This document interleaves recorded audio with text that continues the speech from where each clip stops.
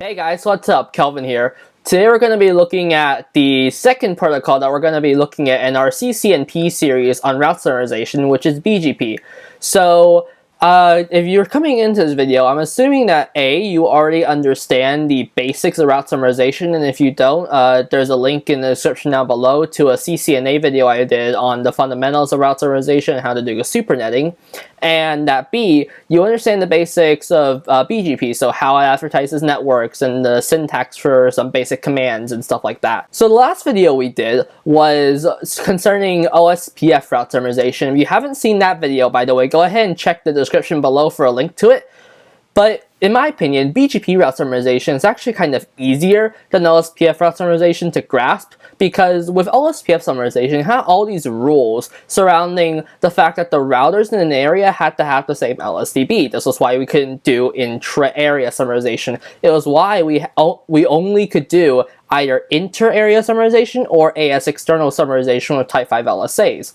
But with BGP, you don't have this concept of areas. You don't have this concept of, well, hey, the routers in an area have to have the same LSDB. So you have a little bit more flexibility with how you can do summarization. So if we refer to this topology over here in my OneNote, you can see this is how we have the topology set up this time. So it was similar to how we did in Ospf, and this was the Ospf diagram, by the way, if you want a refresher.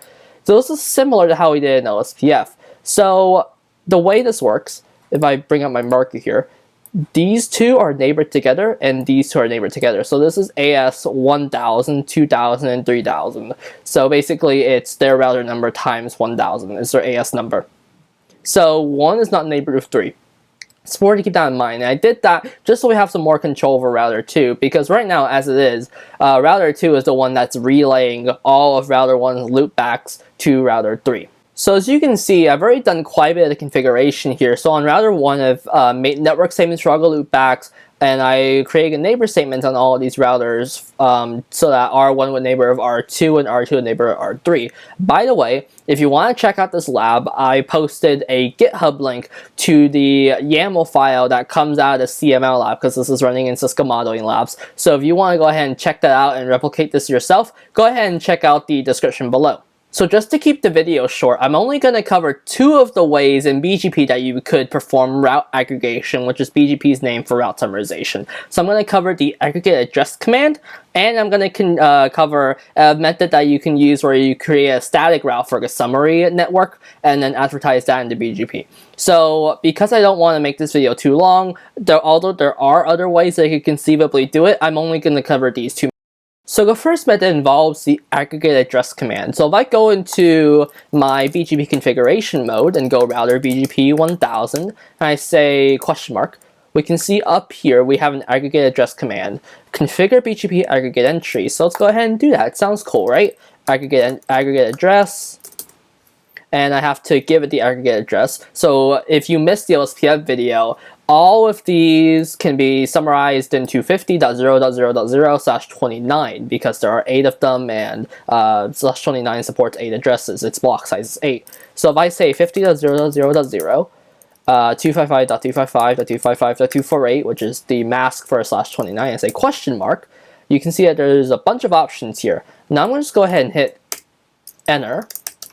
And that's it. So this is similar to our area range. It's actually also similar to our summary address command in Ospf.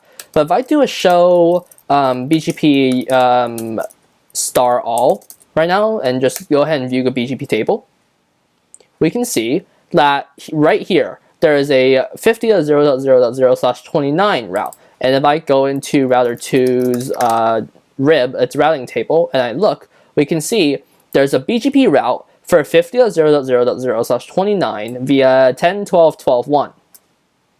Now, here's what you'll also notice, and if you watch the Ospf video, you'll notice that this is a little discrepancy between BGP and Ospf. There's a little difference, right? With BGP, you notice that I did the aggregate address command, but we still get all of the specific routes. So with longest match routing, this summary doesn't actually do anything, because if I were to have, let's say, 50.0.0.3, let's say that I need to route something at 50.0.0.3, by the nature of longest match routing, it will use this route. It will not even consider it because of longest match routing. So the thing is that with OSPF, it will automatically suppress those subordinate routes, those non-summary routes. Whereas with BGP, it will go ahead and just add in the summary route as sort of like a complement to those. So let's say that you want to use that summary route. Let's say that the purpose that you were doing route aggregation for was to be able to optimize the routing table usage on those other routers. So if I go back to router 1, well, what can I do to rectify this? Well, there's actually a keyword in that aggregate-address command. If I do router BGP 1000, there's actually a keyword in here for summary only and filter more specific routes from updates. So that means that in the BGP update, it's going to go ahead and suppress those more specific, what I like to call subordinate routes from the actual update. So if I say summary only, we can see that in my BGP table, star all, we can see that the networks are still in the BGP table of R1, but if I go to R2, I do a show IP route BGP, we can see that there's only that one /29. So you can see that all of the other /32s were filtered out. If I do the show BGP star all command here, we can see that it's not in the BGP table of R2. So even though it's in the BGP table of R1, if I do this again, we can see it's still there. But in R2's routing table, in R2's BGP table, we can see that neither of them have the more specific route. So this accomplished our purpose. So going back to this command, you can see that we have multiple more parameters than summary only. And one of those parameters that I want to go ahead and take a look at right now is suppress map. So I figured that my explanation for what a BGP suppress map is probably a little too long, so I'm going to go ahead and condense into a shorter explanation.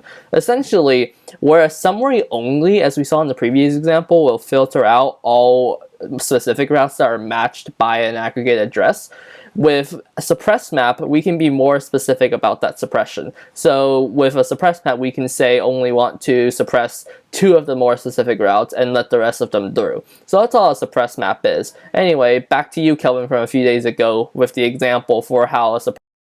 I went ahead and cut the video here to create the access list and create the route map. So it matches on a route map, and we're going to go ahead and use that route map to match an ACL. If I go to show IP access list here, we can see that I've created a BGP test standard access list that matches on 50,000 with the wildcard bits of 0001. That way the last bit can change, which allows me to have either 0 or 1 for the last octet.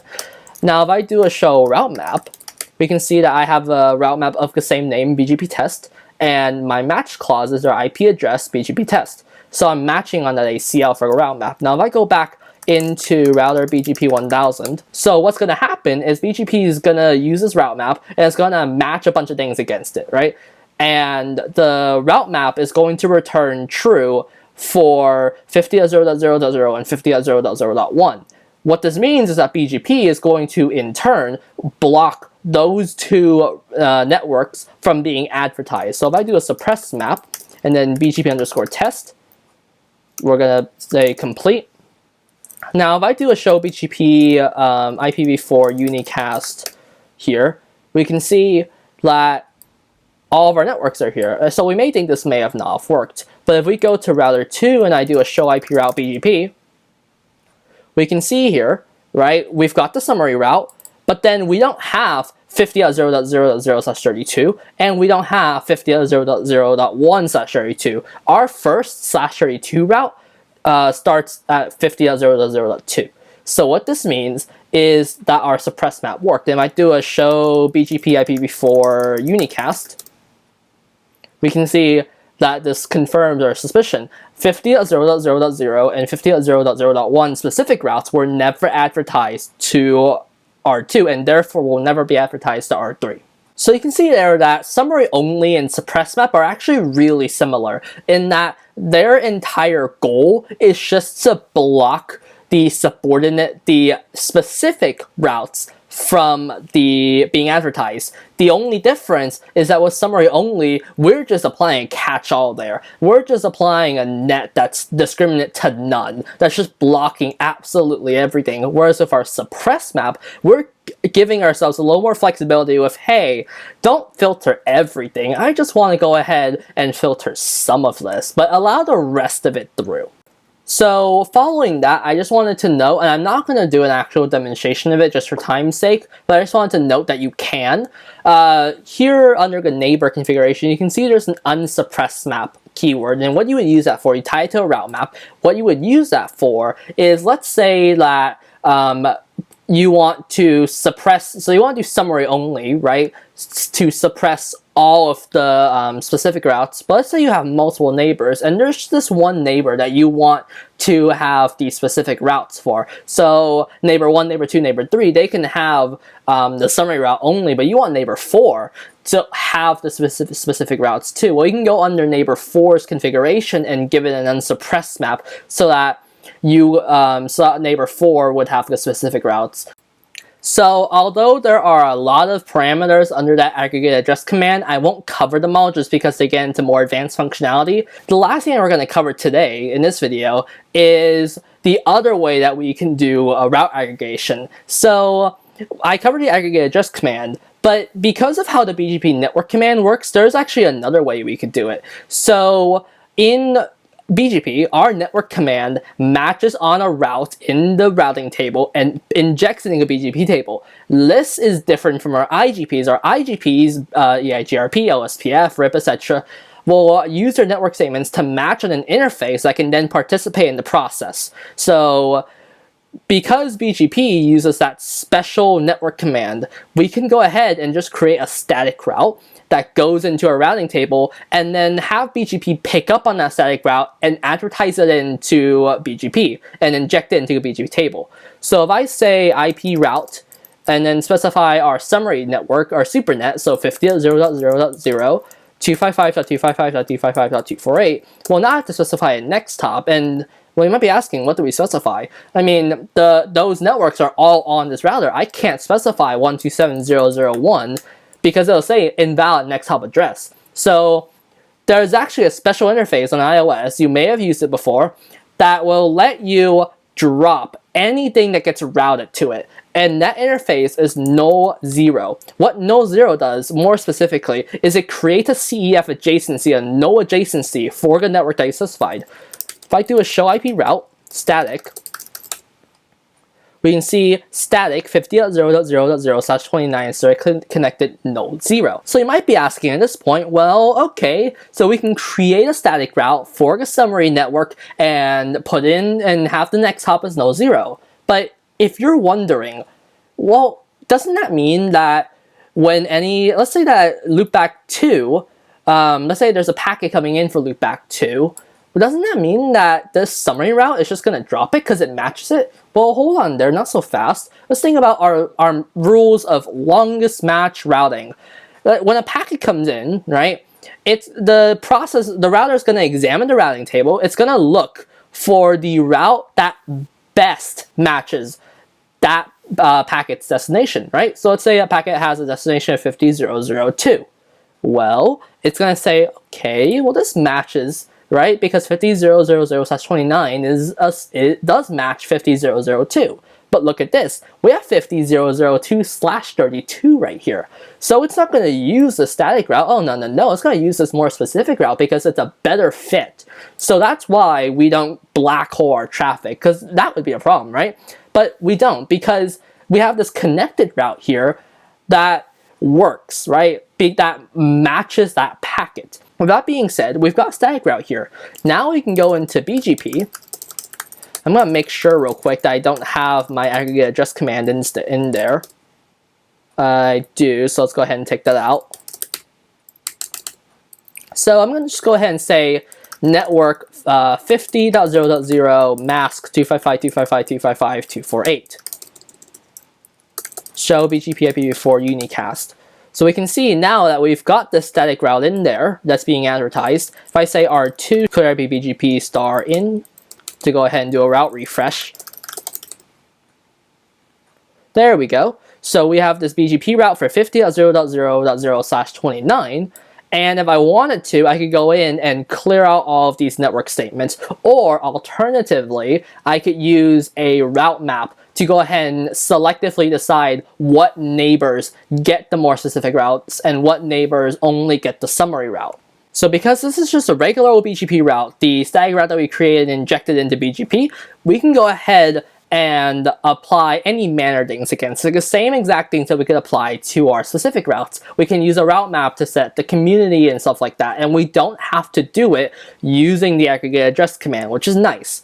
So that's kind of wrap it up for today's video. I hope you enjoyed it, and I hope that you learned something about BGP route aggregation. If you liked the video, go ahead and leave a like down below. Go ahead and subscribe to the channel if you haven't already, and turn on notifications so you don't miss any new uploads. And check the description down below for any links I've mentioned throughout the video. And if you have any thoughts about the video, if you have any feedback about my channel in general, go ahead and leave it in the comments below. I love hearing from you guys, even if it's just to say hi. I'd love to hear from you guys. So go ahead and leave a comment down below of anything you want to say. And yeah, I'll see you in the next video, which is going to be about EIGRP route summarization. So until then, more Cisco. Bye for now.